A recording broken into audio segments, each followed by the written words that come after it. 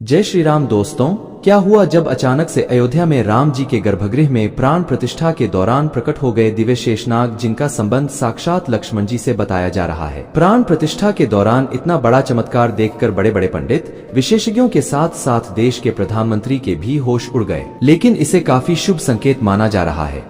इसके पीछे की सच्चाई जानकर आपके भी होश उड़ जाएंगे। अगर आप एक सच्चे सनातनी है तो इस वीडियो को लाइक करें, और आप भी राम मंदिर बनने से बेहद खुश हैं तो कमेंट बॉक्स में जय श्री राम जरूर लिखें, और पूरी सच्चाई जानने के लिए वीडियो को अंत तक देखते रहे। अयोध्या इतिहास रचने के बहुत करीब है। जिस दिन का सभी सनातनियों को बरसों से इंतजार था, आखिरकार वो दिन आ ही गया। अयोध्या में बन रहे भव्य राम मंदिर में अब प्रभु ने विराजमान होकर अपने भक्तों को दर्शन दे ही दिए। प्राण प्रतिष्ठा से पूर्व ही अस्थायी गर्भगृह में रामलला के दर्शन बंद कर दिए गए। अब 23 जनवरी से दोबारा दर्शन आरंभ होंगे, जब रामलला को नवनिर्मित राम मंदिर के गर्भगृह में स्थानांतरित किया जाएगा। इस आंदोलन की में पूरा देश झुलसा था।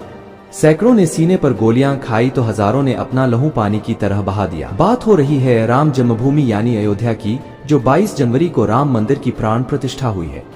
उसमें पूरी दुनिया को भगवान राम के अस्तित्व से रूबरू कराया है। इस कार्यक्रम के लिए 7000 से ज्यादा वीवीआईपी और वीआईपी को न्योता दिया गया है। लेकिन जब 22 जनवरी को विशेष ज्योतिषाचार्य की उपस्थिति में प्रधानमंत्री नरेंद्र मोदी द्वारा प्राण प्रतिष्ठा का कार्यक्रम किया जा रहा था, उसी दौरान जो बड़ा चमत्कार हुआ उसकी जानकारी आगे हमारे इस YouTube चैनल पर हम आपको देने वाले हैं। सच्चाई सुनकर आपके भी रोंगटे खड़े हो जाएंगे। जितना राम मंदिर निर्माण की चर्चा हो रही है, उससे ज्यादा प्राण प्रतिष्ठा को लेकर भी हो रही है। जब नरेंद्र मोदी यजमान प्राण प्रतिष्ठा की तैयारी करने पहुंचे, चारों भाइयों के साथ रामलला की छोटी प्रतिमा और 5 फुट की बालक स्वरूप रामलला की बड़ी प्रतिमा गर्भगृह में स्थापित की गई। सबसे पहले तो प्राण प्रतिष्ठा में जितने भी हमारे यहाँ देवता हैं, नवग्रह है और जितनी राशियां हैं, सभी को शांति करने के लिए पूजा अर्चना हुई।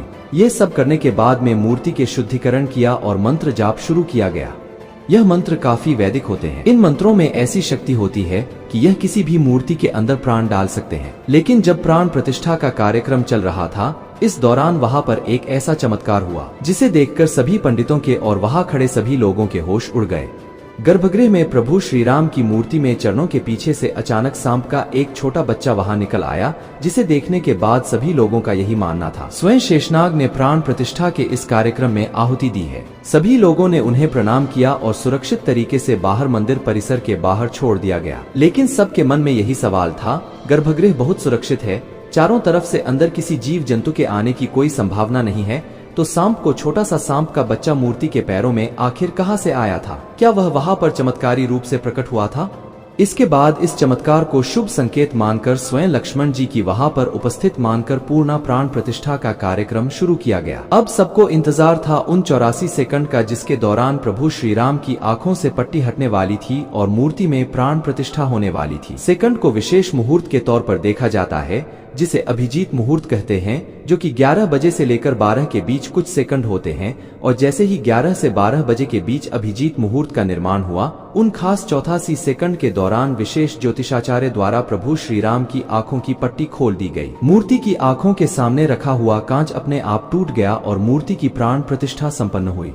मतलब कहा जाए कि प्राण प्रतिष्ठा अर्थात पत्थर की मूर्ति को जीवंत करना है। चाहे पत्थर की मूर्ति हो, चाहे धातु की मूर्ति हो, चाहे लकड़ी की मूर्ति हो, जो भी मूर्ति होती है, प्राण प्रतिष्ठित होने पर ही वह पूजनीय होती है। यदि प्राण प्रतिष्ठा नहीं है तो जैसे दुकान में पड़ी हुई मूर्ति वही है, तो इसीलिए उसकी विधि विधान से प्राण प्रतिष्ठा की व्यवस्था है। शक्तियां परमात्मा में होती हैं। उन मंत्रों के द्वारा उन सारी शक्तियों को उस प्रतिमा में स्थापित किया जाता है, जिससे लोग दर्शन करने के बाद और लाभ उठाते हैं, और उन जिन जिन भावनाओं के साथ उनका दर्शन करते हैं, उनका कल्याण होता है। अब सवाल उठता है कि अगर प्राण प्रतिष्ठा के दिन आम जनता राम मंदिर के दर्शन नहीं कर सकती है, तो उनके लिए मंदिर के द्वार कब खुलेंगे? बता दें कि आम जनता के लिए राम मंदिर के द्वार 25 जनवरी से खुल जाएंगे। ऐसी वीडियो देखने के लिए दोस्तों चैनल को सब्सक्राइब जरूर करें। जय श्री राम।